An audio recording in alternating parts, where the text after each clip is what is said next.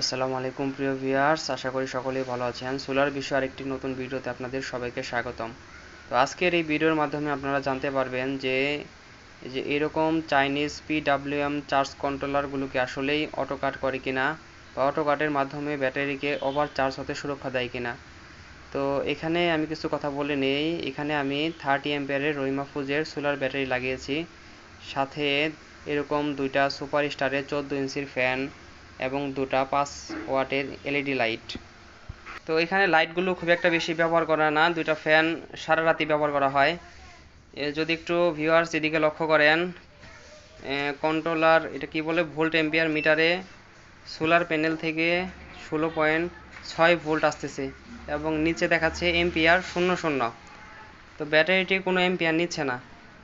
তো কন্ট্রোলারে যদি একটু লক্ষ্য করি, দেখাচ্ছে 13.7 ভোল্ট। তো কন্ট্রোলারটিতে 13.8 ভোল্ট সেট করা আছে। আমরা জানি লেড অ্যাসিড ব্যাটারিগুলো 13.8 ভোল্টে চার্জ হয়।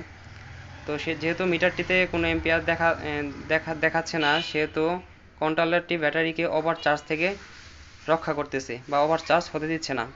তো আমি যদি একটু ফ্যানে লোড দেই, দেখেন যদি একটু ফ্যানে লোড দেই তবে এম্পিয়ারটা বেড়ে যাচ্ছে। তো মিটারটিতে লক্ষ্য করেন 1.12 এম্পিয়ারে চার্জ নিতেছে। আবার ব্যাটারিটি 1.12 এম্পিয়ারে চার্জ নিতেছে, কারণ ফ্যানটি 1.12 চার্জ কনজিউম করতেছে। তো এটা সরাসরি সোলার প্যানেল থেকে আসতেছে, ব্যাটারিতে কোনো চাপ পড়তেছে না। দেখেন আমি ফ্যানটা বন্ধ করে দিলাম, আবার 00 এম্পিয়ার দেখালো। যদি আরেকবার ট্রাই করি, দেখেন আবার এম্পিয়ার বাড়তেছে, 1.06 এম্পিয়ারে চলে গিয়েছে, অর্থাৎ ফ্যানটি 1.06 এম্পিয়ার কনজিউম করতেছে। তো এই জন্য এখানে লুট লাগানোর কারণে এম্পিয়ারটা বেড়ে যাচ্ছে।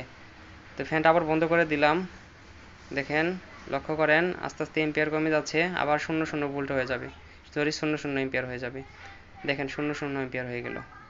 তো এইভাবে আমাদের এই সোলার চার্জ কন্ট্রোলারগুলো বলাই যায় যে এগুলো আসলে অটো কাট করে থাকে। তো এগুলা দাম কম দাম হিসেবে মোটামুটি ভালোই সার্ভিস দিচ্ছে, আমার কাছে মনে হয় এটা মোটামুটি ভালোই। তো উপরে আমি এখানে লাগিয়েছি হচ্ছে আমার একটি রাউটার। তো এটা আমি একটি ইউপিএস বানাচ্ছি সোলার থেকে সরাসরি চালানোর জন্য। তো আজকের এই ভিডিওটি এই পর্যন্তই। আশা রাখি এই ভিডিওটি আজকে আপনাদের ভালো লেগেছে। যদি সোলার বিষয়ে এরকম নিত্য নতুন আরও ভিডিও পেতে চান, তবে আমার এই চ্যানেলটি সাবস্ক্রাইব করে পাশে থাকতে পারেন এবং এই ভিডিওতে একটি লাইক এবং শেয়ার করতে পারেন। ধন্যবাদ।